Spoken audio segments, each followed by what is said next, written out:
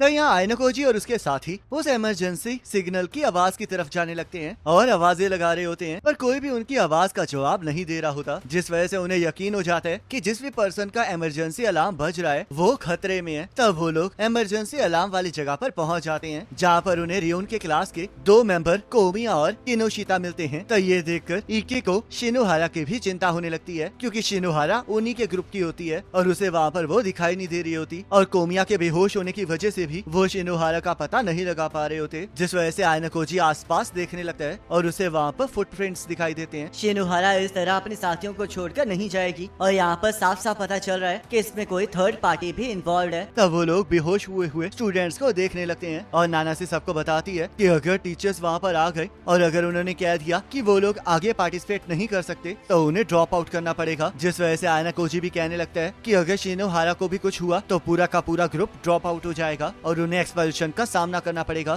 तो ये सुनकर इके शिनोहारा की चिंता करने लगता है और उसे बुलाने लगता है, पर आयनोकोजी उसे समझाता है कि शिनोहारा पक्का ठीक होगी, क्योंकि उन्हें किसी और इमरजेंसी अलार्म की आवाज नहीं आ रही है। तब कोमिया को होश आने लगता है और वो लोग नोटिस करते हैं कि कोमिया की एक लात मुड़ चुकी है, जिस वजह से आयनोकोजी को लगने लगता है कि किसी ने उन्हें जानबूझकर धक्का दिया है, और वो कोमिया से गिरने से पहले वाली सिचुएशन के बारे में पूछने लगता है। पर कोमिया को इस बारे में कुछ पता नहीं होता, उसे बस इतना याद होता है कि उसके काफ पर किसी ने हमला किया था, जिस वजह से वो नीचे आकर गिर गया, पर उसे किनोशिता के बारे में कुछ पता नहीं होता। और तब वो शिनोहारा के बारे में पूछने लगता है, जिस वजह से आयनोकोजी उसे बताता है कि उन्हें भी उस बारे में कुछ नहीं पता, और इके कोमिया से शिनोहारा के बारे में बताने के लिए कहने लगता है, मुझे भी उस बारे में कुछ नहीं पता है, क्योंकि जब हम आगे बढ़ रहे थे तो शिनोहारा को वॉशरूम जाना था, जिस वजह से मैं और किनोशिता इस स्लोप से नीचे देखने लगे और डिस्कस करने लगे कि क्या हम इसे शॉर्टकट के तौर पर यूज कर सकते हैं या नहीं। पर तभी मेरे काफ के ऊपर किसी ने हमला कर दिया और उसके बाद मैं अब तुम्हारे सामने उठाऊं। तब उस स्लोप के ऊपर किसी की आवाज आने लगती है, जिस वजह से इके उस स्लोप के ऊपर चढ़ना स्टार्ट कर देता है और आयनोकोजी भी उसके साथ ऊपर चला जाता है। तब इके शिनोहारा को आवाज दे रहा होता है और हम देखते हैं शिनोहारा डरते हुए झाड़ियों से बाहर आ जाती है और इके को देखकर रिलैक्स फील करती है। क्या तुम इतने टाइम से यही थी? आखिरकार तुमने हमारी बातों का जवाब क्यों नहीं दिया? क्या तुम्हें पता नहीं था कि मैं कितना चिंता में था? मैं बहुत ज्यादा डर गई थी, क्योंकि मैंने देखा कि किसी ने कोमिया और किनोशिता को पहाड़ी से नीचे फेंक दिया। तो क्या तुमने देखा कि वो कौन था? मुझे इस बारे में कुछ नहीं पता है और मुझे ये भी नहीं पता है कि आखिरकार ऐसा हो क्यों रहा है। तब आयनोकोजी इके को वापस चलने के लिए कहता है, क्योंकि टीचर्स कभी भी वहाँ पर आ सकते हैं और यहाँ नानासे को किसी के होने का एहसास होता है, जिस वजह से वो उस पर्सन का पीछा करने लगती है और उसे बताती है कि वो बस उससे बात करना चाहती है। तब हम देखते हैं वो एक लड़की होती है और नानासे को शक होता है कि वो कौन है, पर अभी हमें इस बारे में कुछ नहीं बताया जाता और यहाँ नानासे बाकी सबको भी कुछ नहीं बताती है। तब यहाँ शिनोहारा काजुमा और से को सारी चीजें बता देती है और काजुमा शिनोहारा पर ही शक करने लगता है, जिस वजह से इके उसे प्रोटेक्ट करने लगता है और काजुमा उन्हें बताता है कि अब कोमिया और किनोशिता आगे टेस्ट में पार्ट नहीं ले सकते और क्योंकि शिनोहारा की इनोसेंस प्रूफ नहीं हो सकती है तो इसलिए सबका शक उसी पर जाएगा। तो शिनोहारा को सब कुछ होपलेस लगने लगता है, जिस वजह से काजुमा पूछने लगता है कि क्या वो अकेले टेस्ट को कंटिन्यू करना चाहती है, जिस वजह से कहने लगती है कि अगर वो स्टार्टिंग पॉइंट के नजदीक रहेगी तो वो ड्रॉप आउट से बच सकती है और वहाँ पर चैलेंजेस को करके कुछ पॉइंट्स को इकट्ठा कर सकती है ताकि वो एक्सपेल्शन से बच सके। और हम देखते हैं शिनोहारा इसके लिए मान जाती है, जो कि इके को बिल्कुल पसंद नहीं आता। तब कोमिया इके को इशारा करता है, जिस वजह से इके शिनोहारा का हाथ पकड़ लेता है। क्या तुम सच में ये करना चाहती हो? मेरे पास और कोई चॉइस नहीं है, जो कि मैं इस टेस्ट को अकेले सरवाइव नहीं कर सकती। पर फिर भी तुम्हें ये नहीं करना चाहिए। इससे क्या ही फर्क पड़ता है, क्योंकि वैसे भी मैं तो एक्सपेल ही होने वाली हूँ। ऐसा नहीं हो सकता, क्योंकि मैं तुम्हारी मदद करने का कोई न कोई तरीका जरूर ढूंढ लूंगा। मुझे छोड़ दो, ये सब कुछ होपलेस है और वैसे भी तुम्हें इससे क्या फर्क पड़ता है? ये तो तुम्हारी प्रॉब्लम है ही नहीं ना। और अगर मैं एक्सपेल हो जाऊंगी तो तुम्हारे एक्सपेल होने के चांसेस भी कम हो जाएंगे, तो इस वजह से तो तुम्हें सेलिब्रेट करना चाहिए। क्या तुम पागल हो गई हो? मैं इस चीज को कभी सेलिब्रेट नहीं कर सकता। ऐसी बात है तो ये बताओ कि अगर तुमने अपने ग्रुप को छोड़कर मेरी मदद की और तुम्हारा ग्रुप बॉटम में पहुंच गया तो आखिरकार तुम क्या करोगे? तुम सच में चीजों को ध्यान से सोचते नहीं हो, तो इस वजह से मुझे पूरा यकीन है कि तुम कभी न कभी एक्सपेल जरूर हो जाओगे। मैं इस गेम में एंड तक रहूंगी, तो मैं उम्मीद करती हूँ कि तुम भी अपना बेस्ट दोगे। रुक जाओ, आखिरकार तुम कहाँ जा रही हो? मैं तुम्हें एक्सपेल होता हुआ नहीं देख सकता, जिस वजह से मैं तुम्हारी मदद करना चाहता हूँ, तो इसलिए तुम यहाँ से नहीं जा सकती। तो सूडो और होंडो भी इसके लिए तैयार हो जाते हैं, जिस वजह से शिनोहारा को इके की बात माननी पड़ती है और आयनोकोजी से स्टार्टिंग पॉइंट पर जाकर कुछ चेक करने के लिए कहता है। तब थोड़ी देर बाद आयनोकोजी सबको बताता है कि अगर शिनोहारा को सरवाइव करना है तो उसे उस ग्रुप के साथ ज्वाइन करना होगा, जो कि काफी अच्छा परफॉर्म कर रहा होगा, जिस वजह से नाना से पूछने लगती है कि क्या उस तरह का ग्रुप शिनोहारा को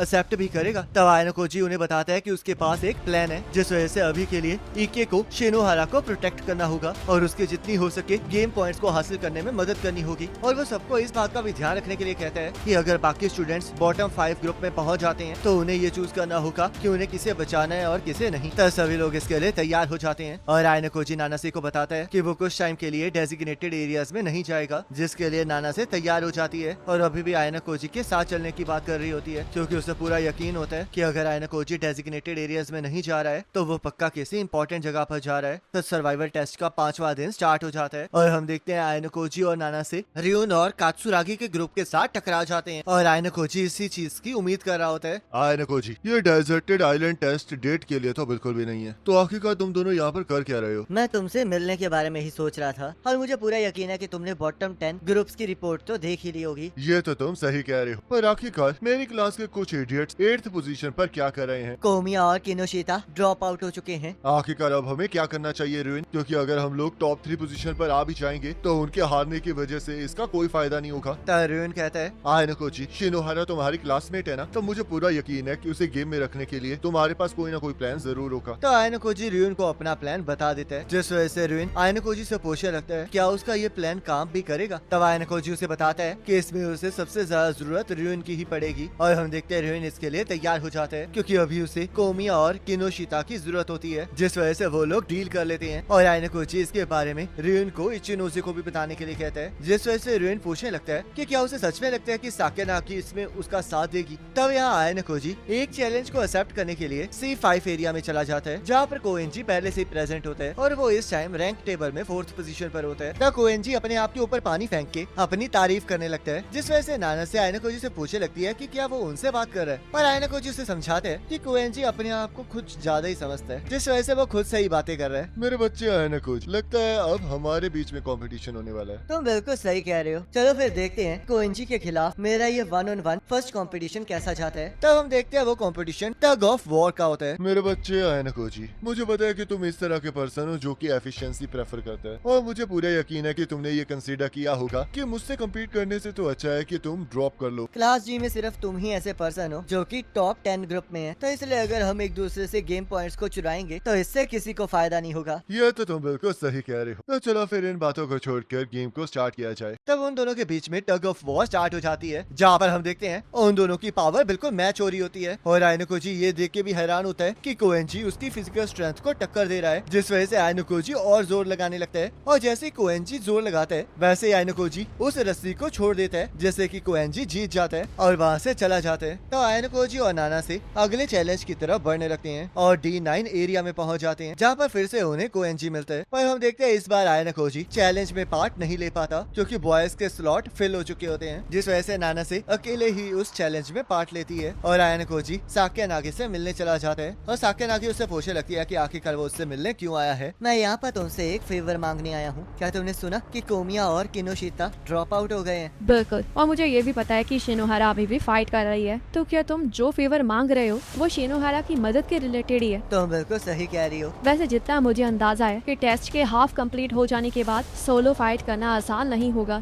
जिस वजह से तुम ये चाह रहे हो कि वो किसी और ग्रुप में चली जाए और इसी चीज को लेकर तुम मेरी मदद चाहते हो। तो क्या तुम रियोन से मिले हो? बिल्कुल, और उसने मेरे प्लान को मान भी लिया है, क्योंकि उसे कोमिया और किनोशिता की जरूरत है। ये तो अच्छी बात है, पर उसकी तरह अगर मैं तुम्हारी मदद करूंगी तो मुझे तो इससे कुछ नहीं मिलेगा और इससे तो क्लास A के ऊपर भी कोई इफेक्ट नहीं पड़ेगा, जिस वजह से मुझे इसकी कोई फिक्र नहीं है। पर हाँ, अगर तुम मेरी मदद करने के लिए तैयार हो तो मैं इसे रिकंसीडर कर सकती हूँ। ठीक है, मुझे ये मंजूर है, पर इसके लिए तुम्हें पहले कुछ और लोगों को इकट्ठा करना होगा और वह बाद में तुम्हें इसके लिए कांटेक्ट करूंगा। तो आयनोकोजी सप्लाईज को इकट्ठा करने के लिए क्लास A के टीचर माशिमा से मिलने चला जाता है, जो कि उससे कुछ इन्फॉर्मेशन बताने के लिए ऐसे एक्ट करने के लिए कहता है जैसे कि वो स्टॉक को देख रहा हो। मैं तुम्हें डायरेक्टर सुकीशिरो के एक्शंस के बारे में बताना चाहता हूँ। टेस्ट के दौरान हो रही इमरजेंसीज के लिए हमारे पास हेलीकॉप्टर और बोट दोनों मौजूद हैं, पर किसी वजह से यहाँ पर 2 बोट्स प्रेजेंट हैं और जब मैंने इस बारे में पता लगाया तो ये सब कुछ सुकीशिरो के ऑर्डर्स पर हो रहा है। तो आखिरकार डायरेक्टर है कहाँ पर? वैसे तो वो स्टाफ फैसिलिटी ऑब्जर्वेशन रूम में ही होते हैं ताकि वो वॉचेस की एबनॉर्मेलिटीज को देख सकें, पर वो दिन में काफी बार पेट्रोल पर जाते हैं और वो भी अकेले, जिस वजह से मुझे इस चीज को लेकर चिंता हो रही है, तो इसलिए तुम्हें ध्यान रखना होगा आयनोकोजी। तो आयनोकोजी इस चीज के लिए थैंक यू कह के वहाँ से चला जाता है और हम देखते हैं नानासे ने जिस गेम में पार्ट लिया होता है उसे आयनोकोजी की क्लास की एक लड़की कायानो जीत जाती है, जिस वजह से आयनोकोजी नानासे को चिंता करने से मना करता है, क्योंकि कायोनो स्विमिंग में बहुत अच्छी होती है। तो नाना से आयनकोजी को बताती है कि वो कायोनो की वजह से नहीं बल्कि कोएंजी की वजह से हैरान है, जिस वजह से आयनकोजी उसे समझाता है कि कोएंजी इस दुनिया का एबनॉर्मल पर्सन है, जिस वजह से उसे उसकी चिंता नहीं करनी चाहिए। और आयनकोजी को ये भी एहसास हो जाता है कि अब जब कोएंजी ने उस गेम को जीत लिया है तो वो रैंकिंग में नंबर 1 पे पहुंचने वाला है, जिस वजह से उसकी एबिलिटीज को मेजर करना सच में बहुत ज्यादा डिफिकल्ट है। तब आयनकोजी और नाना से आगे बढ़ने लगते हैं और नाना से को बहुत ज्यादा प्यास लग रही होती है, जिस वजह से आयनकोजी कहने लगता है कि स्टार्टिंग पॉइंट से वापस आते हुए उन्हें और ज्यादा प्यास लगना स्वाभाविक है, जिस वजह से नाना से पूछने लगती है कि क्या इसी वजह से वहाँ पर बहुत सारे ग्रुप्स थे। तब आयनकोजी उसे समझाता है कि वहाँ पर इतने सारे ग्रुप इस वजह से थे ताकि वो बॉटम 10 ग्रुप्स को देख सके, क्योंकि अगर वो लोग ये जान जाएंगे कि बॉटम ग्रुप्स कौन से हैं तो उन्हें थोड़ा आराम करने का मौका मिल जाएगा। चाहे हम फुल स्ट्रेंथ से फाइट करने का डिसाइड भी करते हैं, पर रियलिटी में ऐसा नहीं हो सकता, जिस वजह से कभी कभी रेस्ट करना भी जरूरी होता है और कभी कभी अपनी लिमिट्स को सरपास करना भी जरूरी होता है, जिसके लिए टाइमिंग बहुत ज्यादा जरूरी है। तो क्या इसी वजह से आपने फर्स्ट हाफ में ज्यादा मेहनत नहीं की थी? मेरी एक जनरल पॉलिसी है जिसके हिसाब से अगर मेरे पास चांस होगा तो मैं अपनी लिमिट्स को जरूर सरपास करूंगा, पर अगर मुझे ज्यादा गेम पॉइंट्स नहीं मिलेंगे तो अपनी पूरी पावर के साथ लड़ना टाइम वेस्ट होगा। आखिरकार आप मुझे ये क्यों बता रहे हैं? क्योंकि तुम मेरी दुश्मन हो और ये इस वजह से है क्योंकि मुझे एक्सपेल करने का तुम लोगों को अलग से टेस्ट मिला है और ऊपर से इस टेस्ट में भी हम लोग कम्पीट कर रहे हैं, पर फिर भी मुझे कहीं ना कहीं लगता है कि तुम असल में मेरी दुश्मन नहीं हो और ये सच में बहुत ज्यादा स्ट्रेंज है ना। तो नाना से ये सुन के हैरान हो जाती है और हमें डे 6 दिखाया जाता है, जहाँ पर नाना से और आयनकोजी एक माउंटेन को चढ़ रहे होते हैं और आयनकोजी नाना से की इसमें उसकी मदद कर रहा होता है। तो थोड़ी देर बाद वो लोग ऊपर पहुँच जाते हैं, जहाँ पर नाना से आयनकोजी से पूछने लगती है कि क्या उसे स्कूल में मजा आ रहा है। तब आयनकोजी उसे बताता है कि चाहे यहाँ पर डिफिकल्टीज हो पर वो चीज इतनी भी अनएंजॉयबल नहीं है, तो इसलिए वो बिना किसी रिग्रेट के ग्रेजुएशन को कंप्लीट करना चाहता है। तो नाना से इस बारे में सोचने लगती है, जिस वजह से आयनकोजी उससे इसका कारण पूछने लगता है, पर नाना से उसे कुछ भी नहीं बताती है। तो यहाँ रात को हम फर्स्ट ईयर के कुछ स्टूडेंट्स यागामी, रिकू और सुबाकी को देखते हैं, जहाँ पर यागामी सुबाकी से पूछ रहा होता है कि क्या वो कुछ बड़ा प्लान कर रही है। तो सुबाकी यागामी को बताती है कि आयनकोजी को 20 मिलियन पॉइंट्स के लिए एक्सपेल करना बहुत ज्यादा बड़ी बात है, जिस वजह से वो इसी चीज के लिए तैयारी कर रही है और अगर यागामी इसमें साथ नहीं देगा तो उसका कोई चाहने वाला खतरे में आ सकता है। तो ये सुनकर यागामी को कुशीडा याद आती है, जिस वजह से सुबाकी यागामी से पूछने लगती है कि आखिरकार उसे कुशीडा की इतनी ज्यादा चिंता क्यों है। तो यागामी कुछ भी बताने से मना कर देता है, पर तभी रिकू यागामी को गले से पकड़ लेता है, जिस वजह से यागामी उसका कारण पूछने लगता है। मुझे तुमसे कोई नफरत नहीं है, पर अगर तुम मुझे वो नहीं बताओगे जो मैं जानना चाहता हूँ तो तुम्हें गेम से अभी ही ड्रॉप आउट करना पड़ेगा। मुझे इस बात का एहसास हो गया है कि कुशीडा तुम्हारे प्लान के लिए बहुत ज्यादा इम्पोर्टेंट है, तो क्या तुम मुझे बता सकते हो कि आखिरकार ऐसा क्यों है? मैं इस बारे में कुछ नहीं बताऊंगा। अब तुम कुछ नहीं कर सकते, क्योंकि अगर तुम हमें कुछ नहीं बताओगे तो हमें पर्सनली उससे ही इस बारे में पूछना पड़ेगा। तो जल्दी बताओ, क्या तुम इस बारे में बताने वाले हो या नहीं? ठीक है, मैं तुम लोगों को सब कुछ बता दूंगा। और इसी के साथ ये एपिसोड खत्म हो जाता है। अब नेक्स्ट एपिसोड का लिंक आपकी स्क्रीन पर आ रहा होगा, उस पर क्लिक करके अगले एपिसोड को देख सकते हो।